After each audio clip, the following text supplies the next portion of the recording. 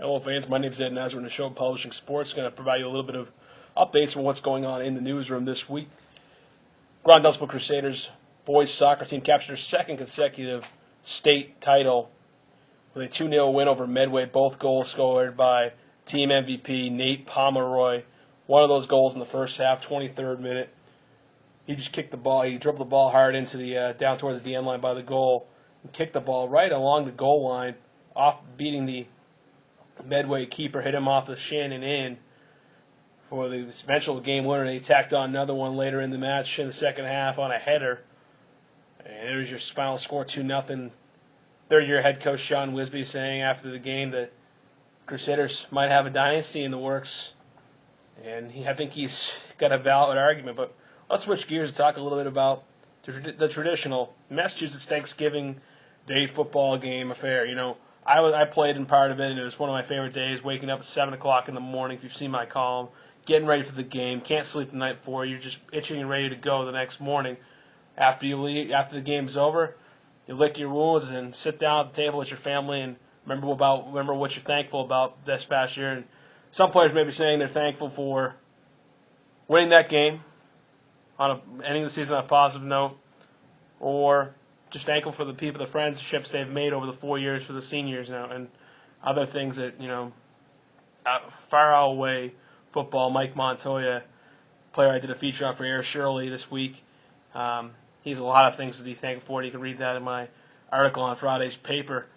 But let's talk about these Thanksgiving Day matchups. You have Grand Dunstable versus Tingsboro. This game's going to be held in Grand Dunstable. The Crusaders lead the all-time series 4 games to 1. Some players to watch out for Grand Dunstable: Matt Gebhardt, Matt Manning, and Drew Moore. Drew Moore with 6 interceptions on the year. On defense in the secondary for the Crusaders. On offense, Matt Gebhardt, a dual threat, over 900 yards rushing this season. Passing the ball, 44 of 93, over 1,100 yards through the air. And I think this game is for all the marbles in the Mid-Walk-C. Tingsboro with just one loss this year. They're going to be handing the ball off to a lot of Chucky Keenan, the 1,000-yard rusher. Grand Dunstable's middle needs to be need to pack the box a little bit more full. Probably 8 men in the box trying to stop Chucky. Chucky's going to be tough this year for the Grand Dunstable Crusaders to handle. We'll travel up to Townsend this week also for North Middlesex and Neshoba. The Chieftains have won 5 in a row. The last 5 meetings between the two clubs. Neshoba going for a school record, 24 straight wins.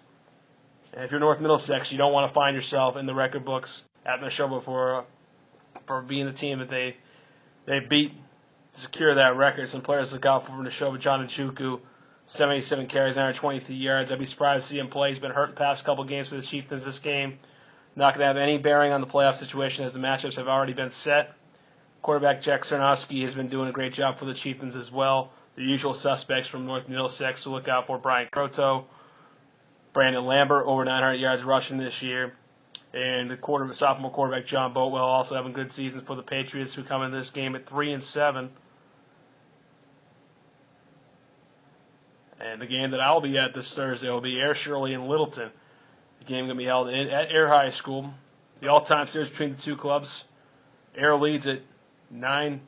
They're 9-6 in the meetings with the Littleton Tigers. Key players for the Tigers: Alex McLaughlin, 76 of 139 passing, over 1,500 yards through the air. And he's thrown for 19 touchdowns, the majority of those going to what I like to call the Loffer from Littleton: Bassett, Sullivan, and Murphy. Over 1,500 yards receiving between the three of them. On the other side of the coin for Jay Rivers, first-year head coach of the Air Panthers, Zach Walker, 110 of 205 this year, 1,584 yards passing. Justice Wallace, one of his main targets, 53 catches for 740 yards. This Air Panthers team has some league all-stars on it. Zach Walker and Justice Wallace are a couple, but there are a few linemen that many people haven't really heard much about. Anthony Burwell is one of them, and one of the junior offensive guard. Just 4 seniors on this Air Shirley Panthers team. Mike Montoya, player I mentioned earlier, is he's a true leader. He's a captain, one of the few seniors on the team, and look out for his story. It's a great read, and I hope you guys do enjoy it. But my game of the week this week will definitely have to be Grand Dunstable Tingsboro. This rivalry doesn't have much in terms of many meetings or anything like that, as some of the other matchups in the area, such as Leominster Fitchburg, who has over 100.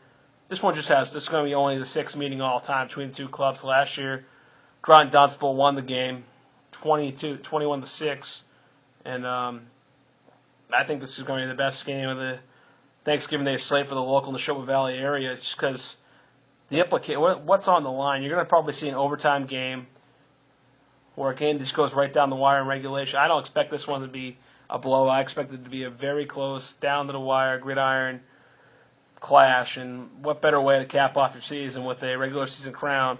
Both these teams heading to the playoffs, but they really want to have sole possession of that Midwalk C crown. Fans, that's about it. That's all we have for this week's edition of Neshoba Publishing Sports. My name's Ed Nizer. From all of us here in Neshoba Publishing, have a safe and happy Thanksgiving.